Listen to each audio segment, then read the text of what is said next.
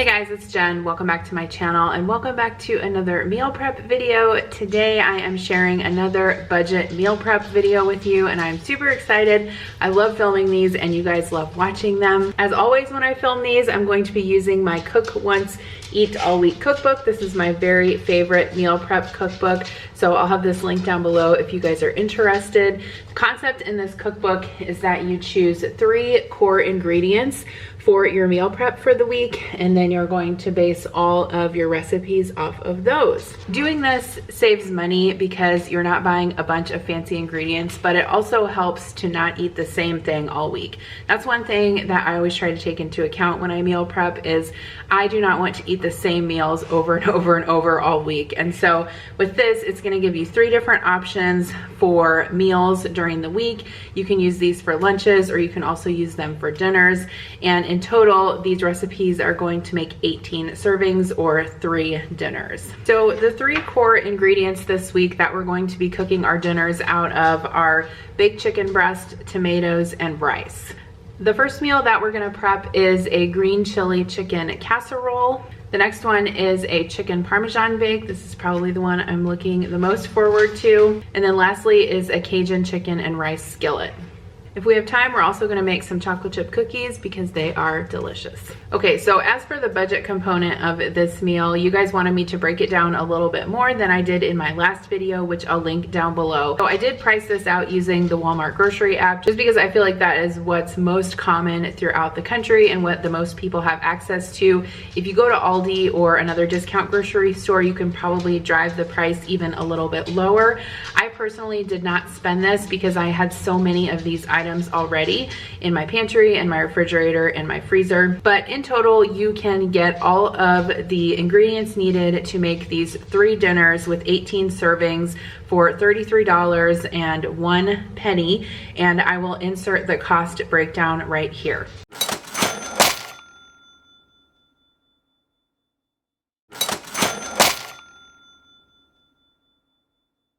One thing I want to mention is I am not including pantry staples in the cost breakdown. So many of these things you might already have on hand, but I am not including butter, oil, or spices or salt and pepper in the cost breakdown because I feel like most people probably have those on hand. Personally, the total that I spent on the ingredients that I needed for these meals was $14.70.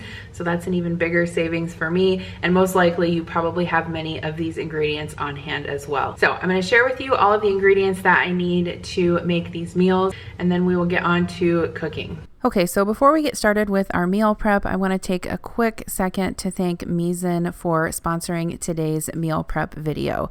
I am so excited to get to work with this awesome company again. You guys know that I have been using their knives for the past several months if you've been watching my cooking videos, and I am so happy with how they chop. I know that personally, many of you have either messaged me or commented on my videos that you've received your Misen knife from the last time that I showed you guys one and you are super happy with it. So I am really glad to hear that. I know that having a great knife to use in the kitchen just makes cooking so much more enjoyable, and it also makes it faster and easier. Misen believes that upgrading to a better knife should not be confusing, and I totally agree with that. So they have eliminated all of the marketing jargon and overwhelming choices to take the guesswork out of buying a knife.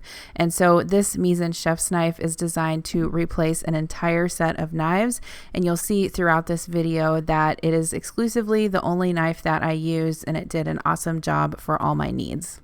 Buying from Misen means that you can get good quality at a good price. Their knives are made from premium materials like high-grade stainless steel, and this helps them stay sharper longer and last a lifetime. And the best part is that they are 2 to 3 times less expensive than other premium brands. So if you guys are looking for a knife to use for your meal prep or cooking to make your life so much easier and make cooking more enjoyable, you can go to misen.co/Jen to get 20% off your first purchase. I know that you will love it. I can definitely vouch for these knives. I've been using them for months now and I would not change a thing.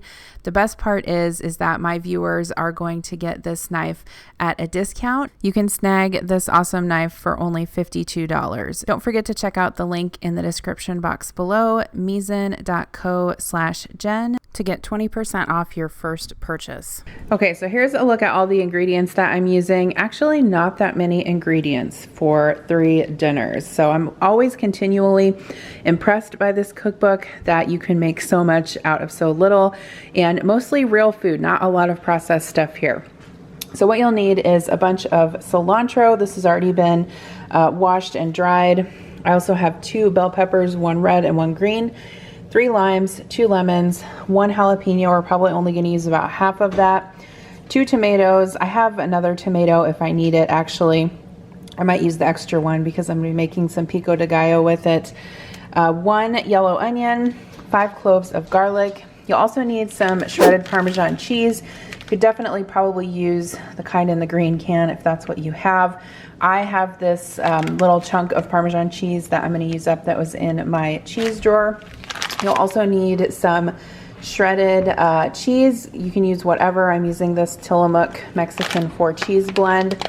You'll also need some olive oil, some sour cream. I'm using light sour cream, 3 tablespoons of butter, some diced green chilies. The recipe calls for 1 10-ounce can of diced green chilies. I could not find that, so I'm using 2 4-ounce cans. You'll also need 2 cups of rice, some pasta.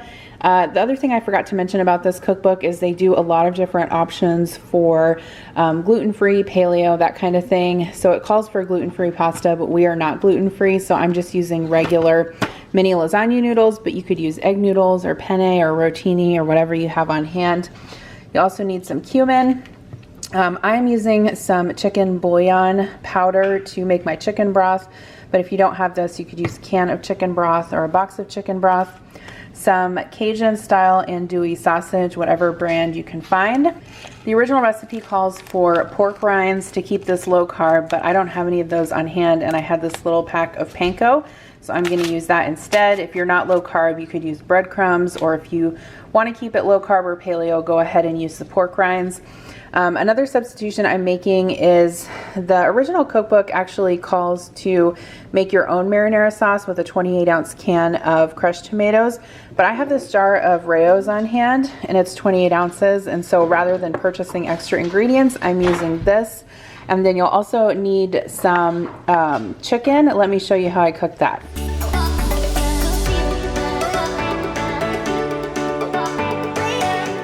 Okay, so the night before I went ahead and prepped my chicken. So I just have a sheet tray here lined with some foil, and I have about 4 pounds of chicken breasts on there, and I'm going to drizzle those with olive oil and then just season them with salt, pepper, and a little bit of garlic powder. You do want to keep the seasonings pretty neutral on this because you're going to be using it for 3 different dishes. One's more of like a Cajun dish, one is a Mexican dish, and the other one is an Italian dish. So just salt, pepper, garlic powder worked fine for me. You can definitely customize the amount of salt if you're watching your sodium. I also drizzled those with olive oil, and I'm just going to pop them in a 400-degree oven for about 20 to 25 minutes until they are cooked through. The original recipe actually called for 5 pounds of chicken breast, and I thought I had defrosted that much, but I only cooked the 4 pounds and it was perfect. It's actually more than enough, I think, for these 3 recipes. So for the chicken, once it's cool, you can go ahead and chop it up into cubes, and this is what you're going to use in each of your dishes. So I'm just putting that in a glass container and I'll store it in the oven. As you can see, I'm using my awesome chef's knife for this. It cuts through meat perfectly, whether the meat is raw or cooked. And sometimes I also get questions about when I use a cutting board on my butcher block counter.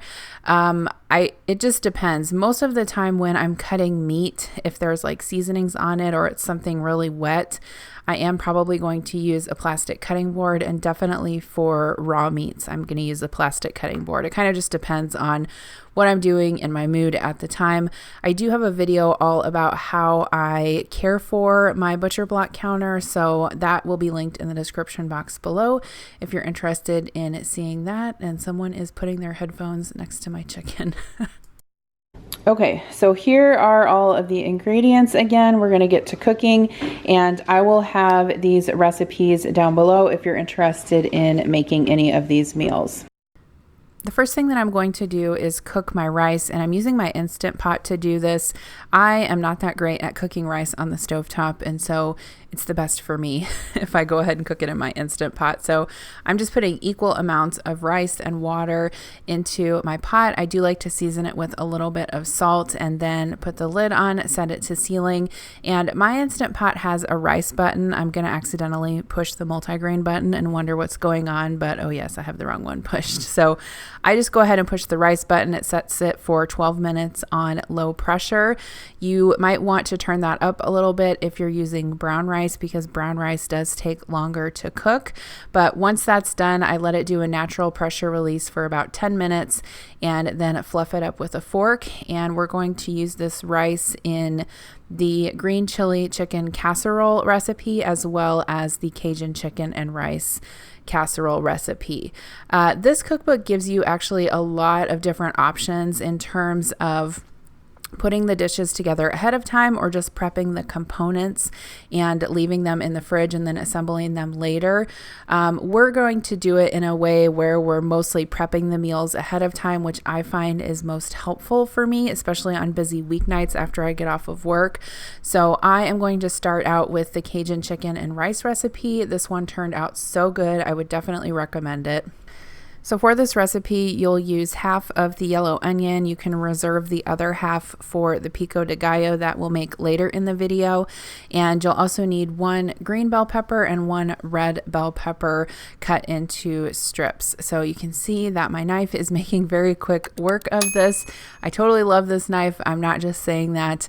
I have no complaints with it. And you guys know I have been asked a lot about knives and how I learned to chop and what my favorite knives are.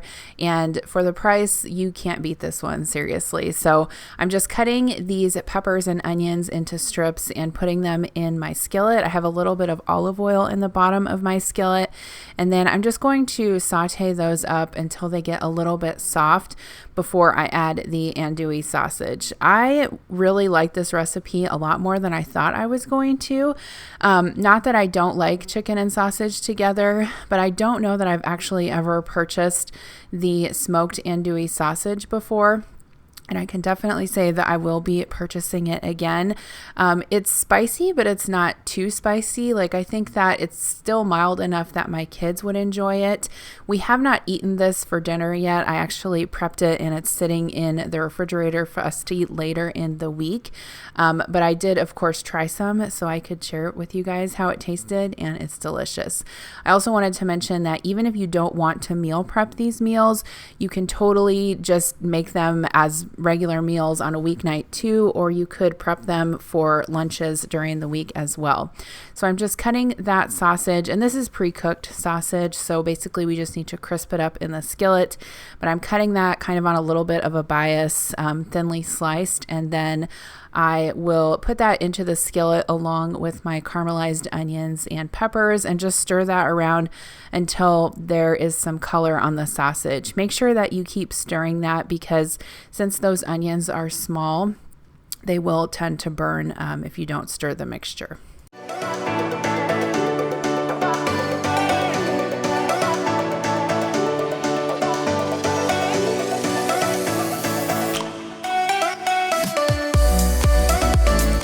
Sorry for the camera shake there, but I was smashing my garlic. If you guys have never chopped fresh garlic before, basically you just want to take the cloves apart, put it on your cutting board or your butcher block, in my case, my butcher block, and smash it with the side of your knife. I actually have a video all about how to chop produce. I made that last year because I got so many questions about it. So I'll link that down below if you want to watch that as well. I do wait until the mixture is almost cooked to add the garlic because garlic does burn easy and you obviously don't want that. I also added a little bit of butter to the skillet, and what I'm going to do is just remove the sausage and the veggies and put those into a casserole dish. That way I can cook my chicken. Well, I guess I'm not really cooking the chicken because the chicken is already cooked. I just want to crisp it up and give it a little bit of that flavor from the butter that was left over in the pan. So I'm just stirring that around, and then you can see I also have a few lemons in there that are just in the pan cut side down. You want to just caramelize those a little bit, and then when you serve this dish, you can squeeze those lemons over the veggies and the rice. So here is my mixture of my chicken, veggies, and sausage. So good. As I was making this, I was sneaking bites of the sausage because it was so delicious. And then I just chose to deglaze my pan with a little bit of wine. You can use chicken broth. You don't have to do that. I just wanted to clean it out a little bit before I added the rice. So then I added half of my cooked rice, and I did season that with a little bit of oregano, poured some of the chicken broth in there and some salt and some paprika, and that is it. So I, like I said, prepped this whole dish ahead of time. So I just put it in a 9x13 pan with the veggies and sausage on one side and the rice on the other. What I will probably do when I go to reheat this is just cover it up with foil, maybe add a little bit of chicken broth over the rice to make sure that it doesn't dry out, and then just stick it in the oven until it's warmed through and we have dinner. It's that simple. So I'm going to go ahead and get this covered up and into the fridge, and dinner number 1 is done.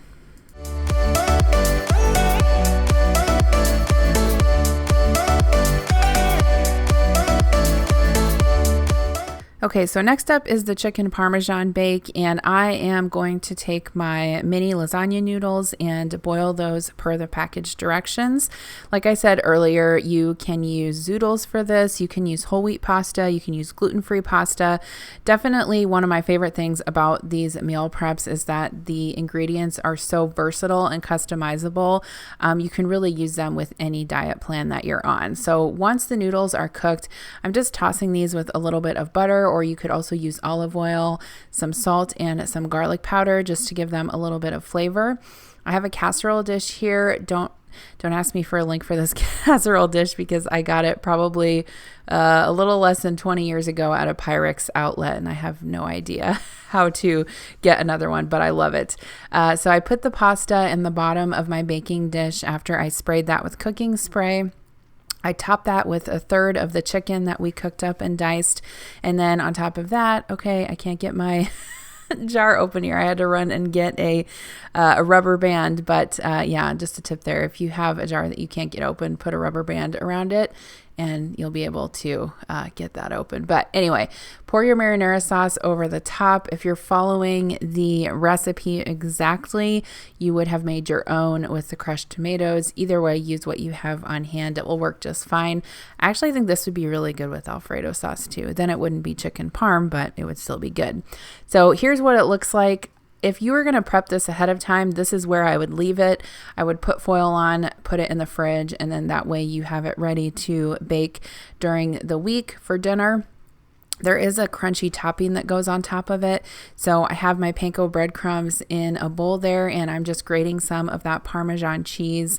You could use mozzarella cheese too. Use whatever cheese you have on hand. It'll totally be fine and it'll taste delicious. It was a funny thing, actually. My kids really didn't like the crunchy topping, which I kind of thought was the best part. They just ate the chicken and the pasta and the sauce, but what do you kids know anyway? So I'm adding some olive oil, a little bit of olive oil and some parsley to that. The olive oil just helps the panko breadcrumbs crisp up. And then I'm topping that over top of the casserole, and I'll bake that in the oven at 350 degrees. The recipe called for 20 minutes, but that wasn't long enough. I did turn the oven temperature up to I think like 400, and I probably baked it for about 30 to 40 minutes just to make sure that it was warmed through. Hi, Murphy.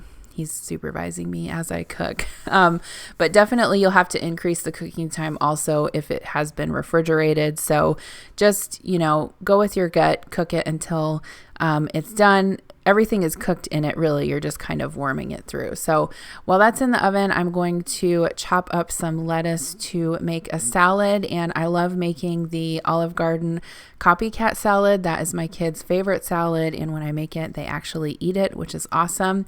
So I do use iceberg lettuce. Sometimes I use the pre-washed kind in the bag, but I did have some that I had prepped previously. So I'm putting that in my salad bowl along with some cucumbers and some sliced tomatoes. I'm also going to add some Parmesan cheese on top of that, some croutons, and some black olives.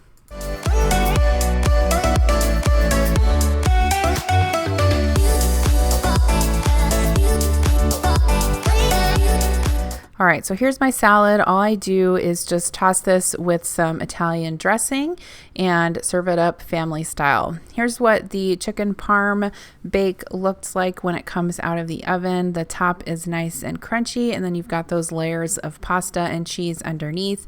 I just served this up in some bowls with the salad on the side, and my kids had some bread and butter as well.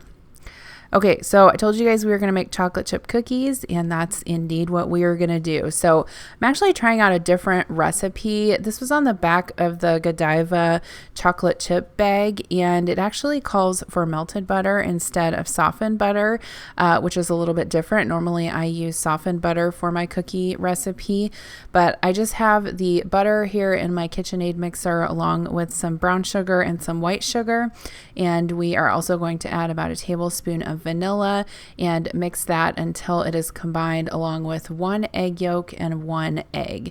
These are the wet ingredients, and then you can add your dry ingredients, which are flour, baking powder, and salt, I believe.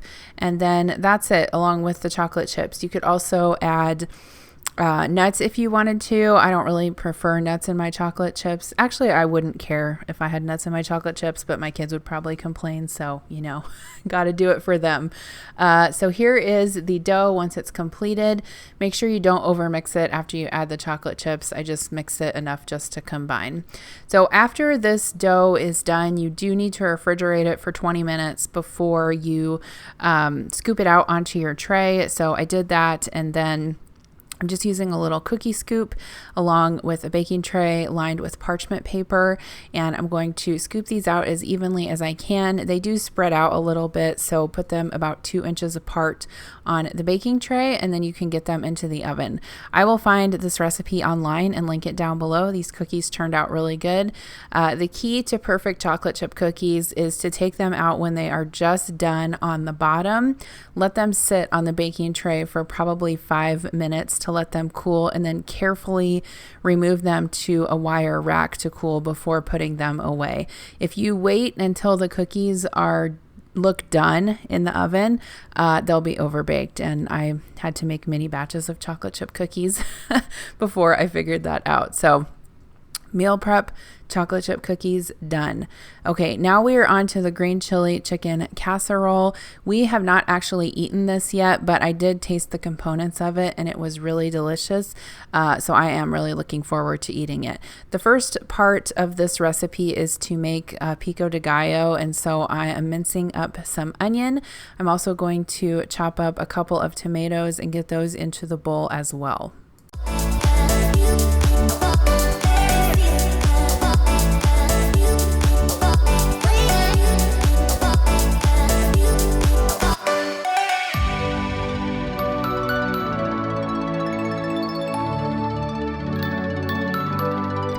I don't know how you guys feel, but I feel like the true test of any knife is being able to slice through a tomato cleanly.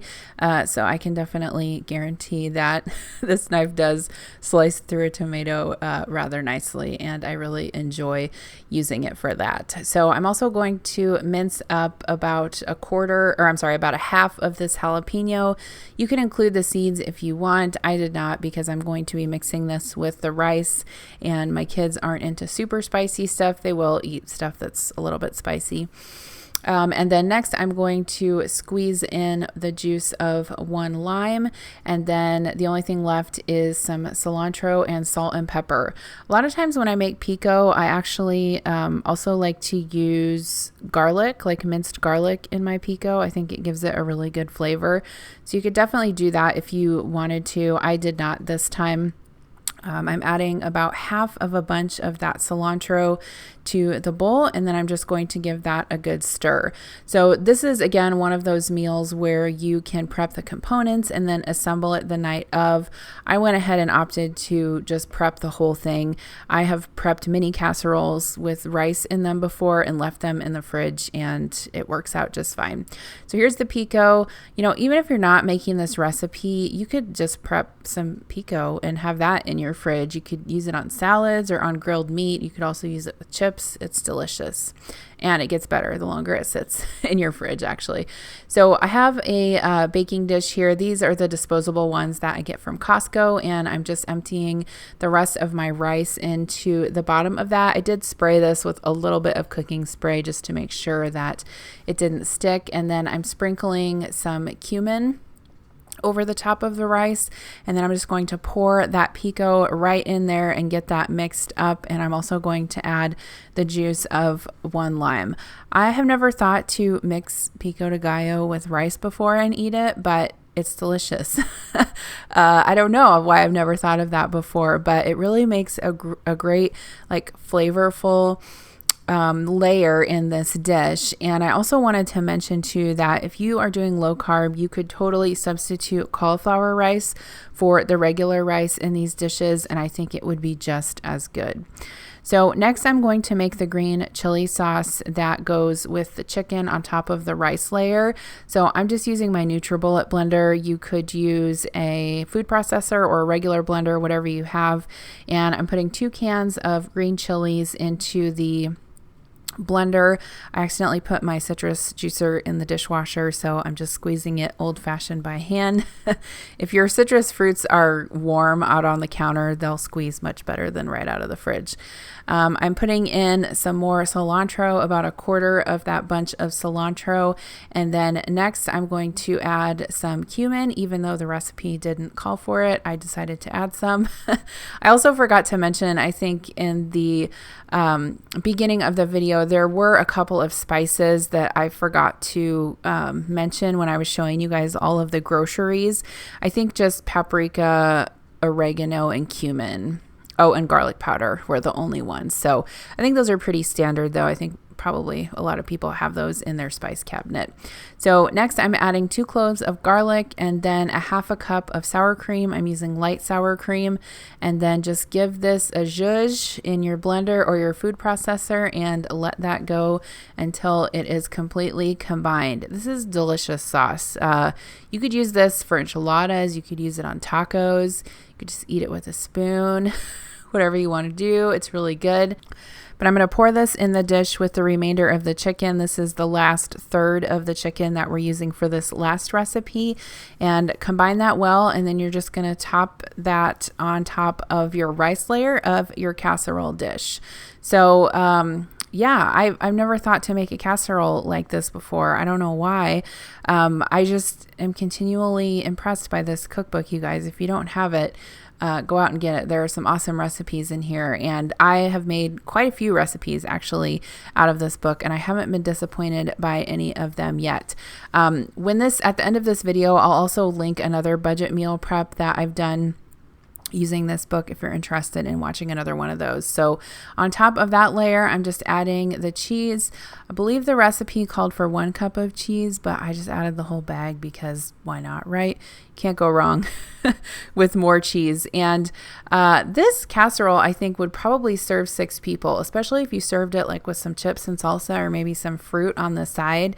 Definitely a large portion of meals, and I cannot wait to eat this. I'll have to let you guys know how it is when we eat it for dinner, but definitely looking forward to that Tex-Mex night, maybe with some chips and guac or chips and queso on the side. So I'll just pop that into the fridge after I cover it up with foil, and it will be ready to bake later in the week.